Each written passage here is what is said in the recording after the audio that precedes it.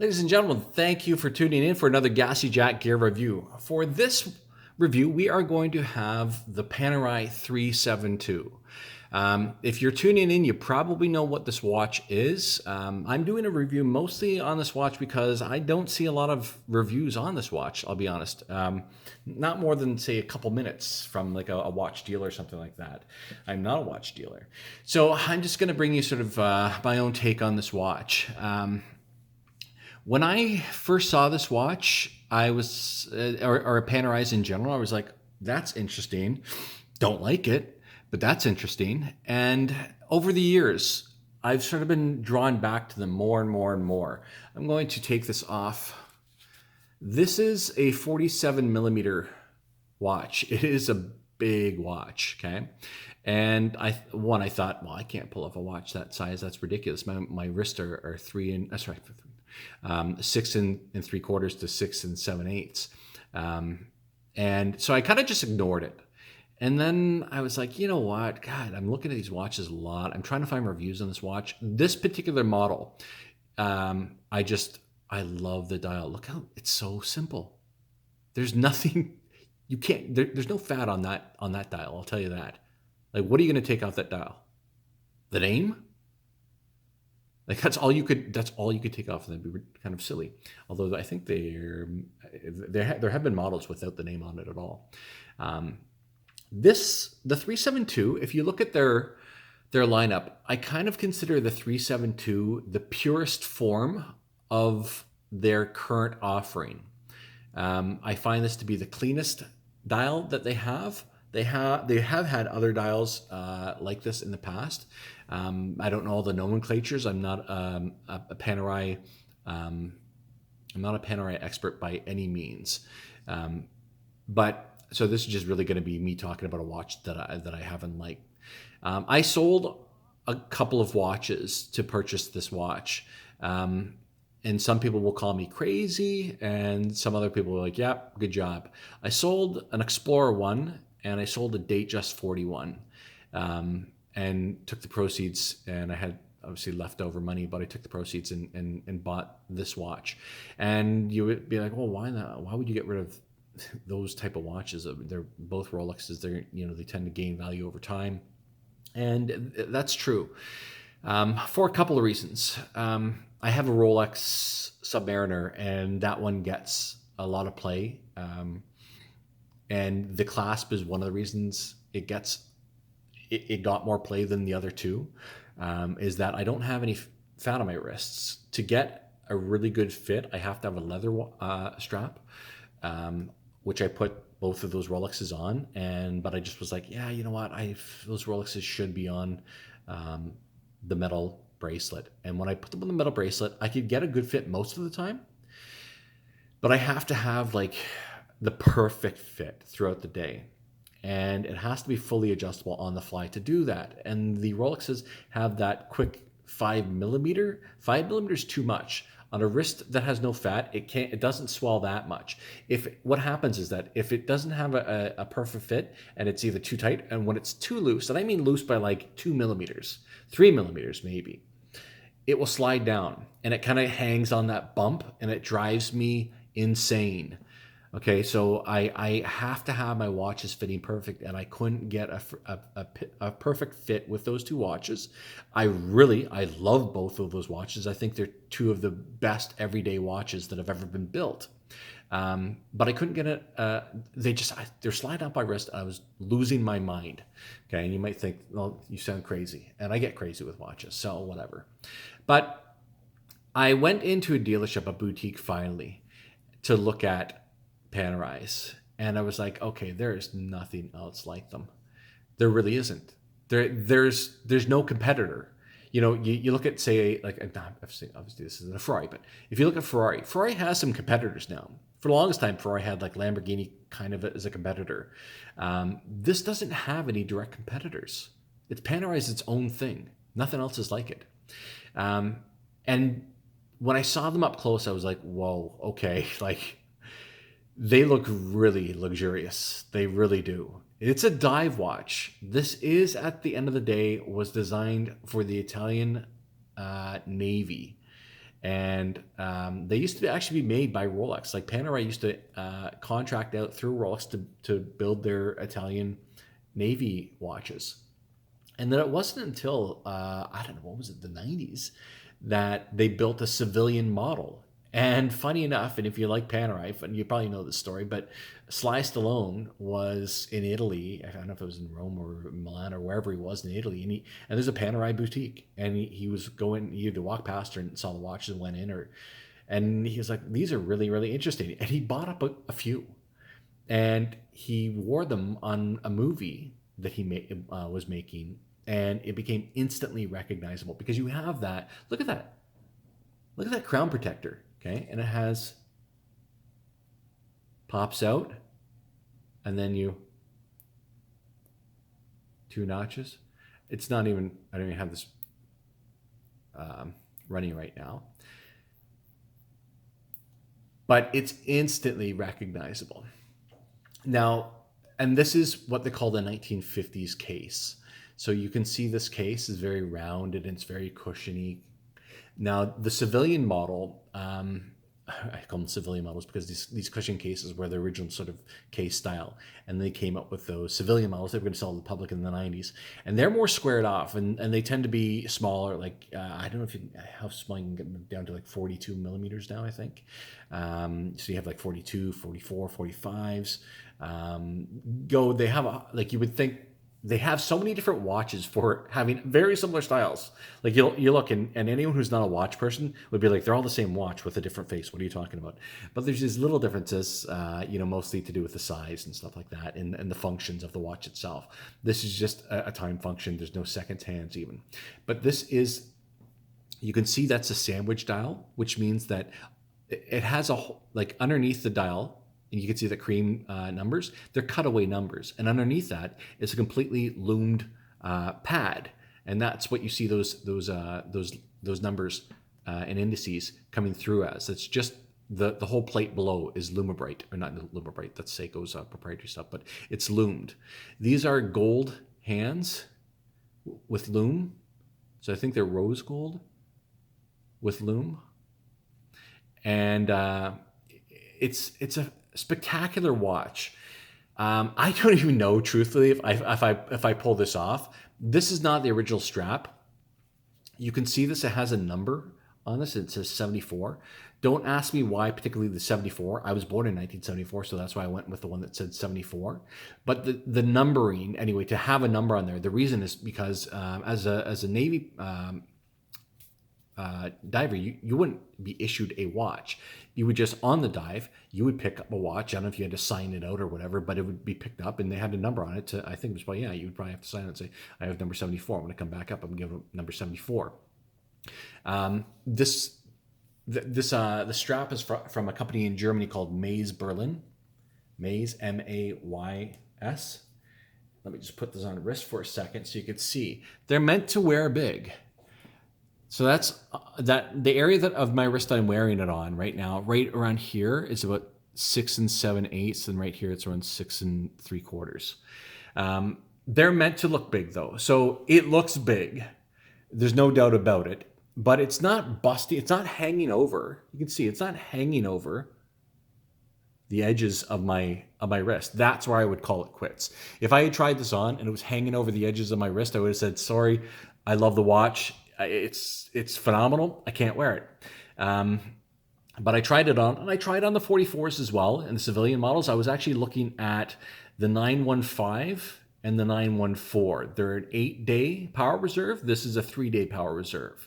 And they have a sandwich dial as well. I think both of those would definitely, if I was going for a smaller Panerai, that's the one I would have gone for.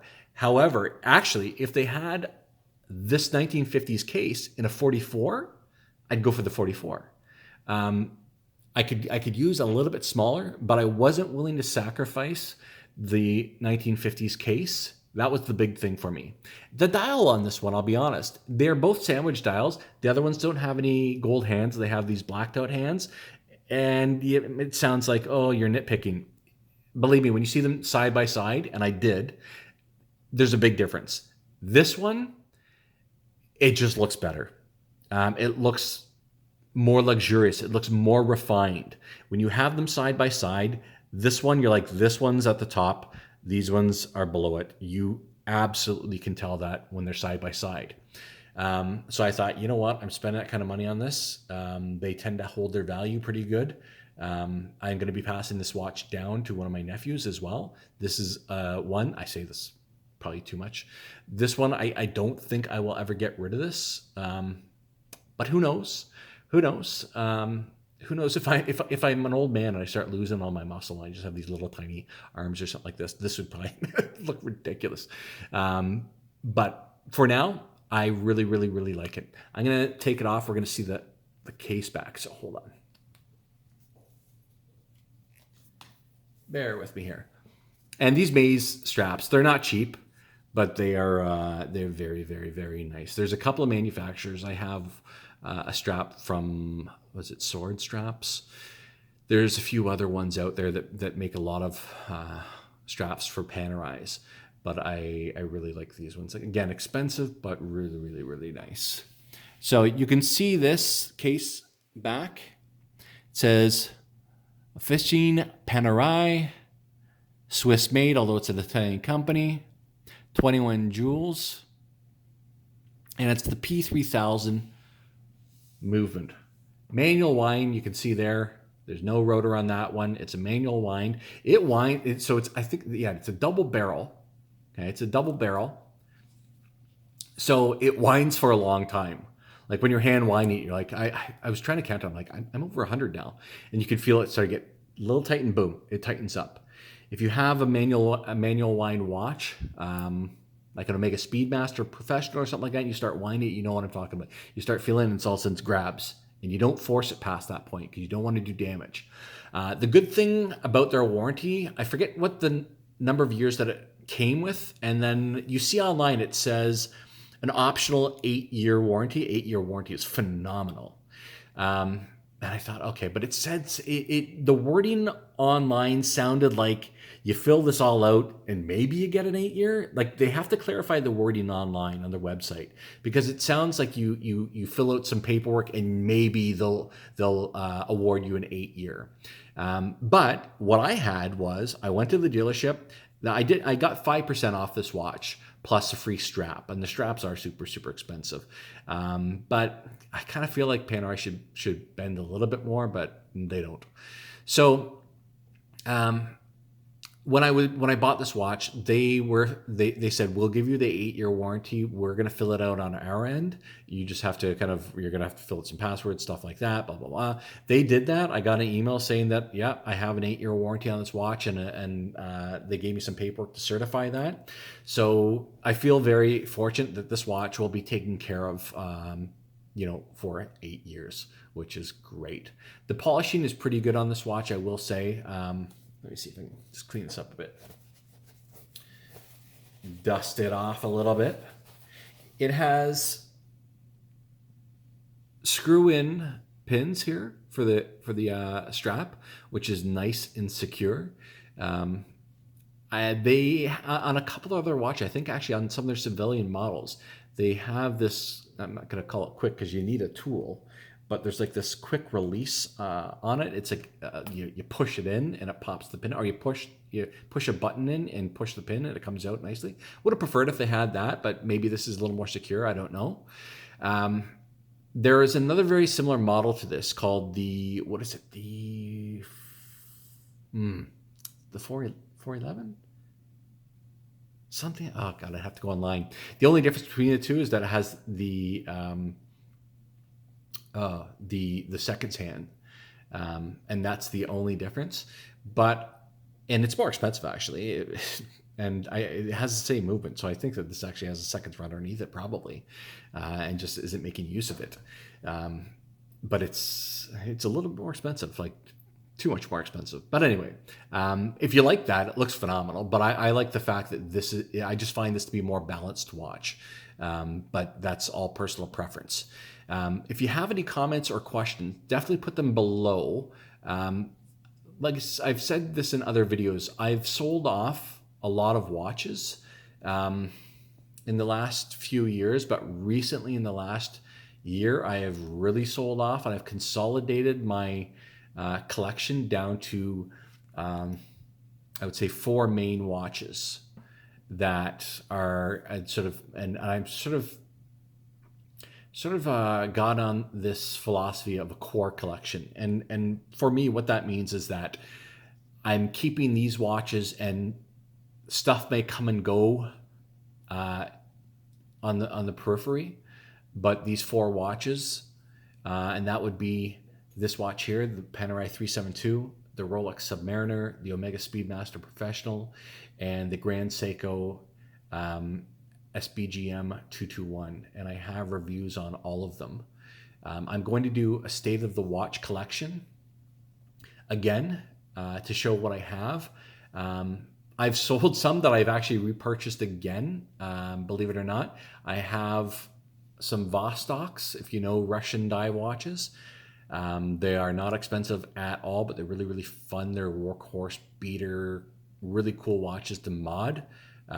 Bought 2 more of those, modded them. I think I'm going to wait until I get the 3rd one in, mod that one, and do a review sort of back to back, 3 separate reviews and a comparison review between all the different Vostoks. And I will do, once I have that, I will do a state of the collection review on everything that I have. And I have, if you see my, go watch some of my reviews. You'll see that I have $25 Casio digital watches, up to, this would be my most expensive watch. Like I said, I don't mind spending a good chunk of money on a watch if I know that it's a watch that tends to keep its value, because you're using it. I'm not asking things to gain value, although I've absolutely gained a lot of value on my Submariner. I'm seeing those go for $14,500 Canadian, and I paid $8,500 out the door for that Canadian. My dealer treats me very well. I treat them very well. But this I don't think is going to make me money. Maybe in the long term, but it's certainly not losing a lot of money. That's for sure, because you can see what they go for used. And to be quite honest, this of their current lineup, the 372, I believe, would hold its value the most. You can argue with that.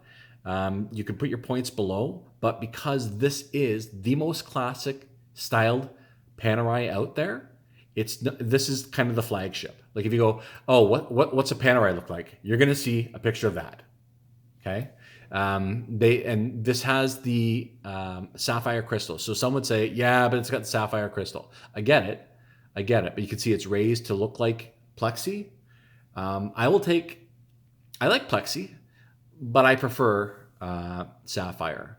I prefer Plexi to mineral glass, but I don't prefer Plexi to Sapphire. It has its ups and its downs. It has pros and cons, I should say. It buffs out very easily. It's got a very classic look, but it scratches. Some people like that. Sometimes you'll see Panerais with plexiglass scratch to hell, and they don't bother polishing it out because that's what they dig. I don't. I like it nice and clean. I like it clean for life. When I pass this down, the crystal is going to look the same unless it breaks, and I'll have it replaced. But the crystal is going to look the same. You could polish this up, send it in for, like, before I die, I could send this in for, if before I die, like, you can plan that. But you know what I mean. Like if I had this serviced, and then all of a sudden a couple years later I'm an old man and I died, and this was in my will to my nephew. Well, it's going to look pretty much like this if it was polished, and that crystal is going to look the same. So I like Sapphire Crystal. I really, really dig this watch. Tell me what you think. Tell me what you think against other Panerai watches. I think this is the most classic one they have. But anyway, I'll have that state of the watch collection on its way shortly. I think probably. I'm just waiting for that one more watch to come in. As soon as I have that in, I'll start doing those videos in the comparison. But this has been another Gassy Jack gear review. Thanks for joining me. If you like the watches that I've been doing reviews on, please subscribe because you will see more and more and more. Bye bye.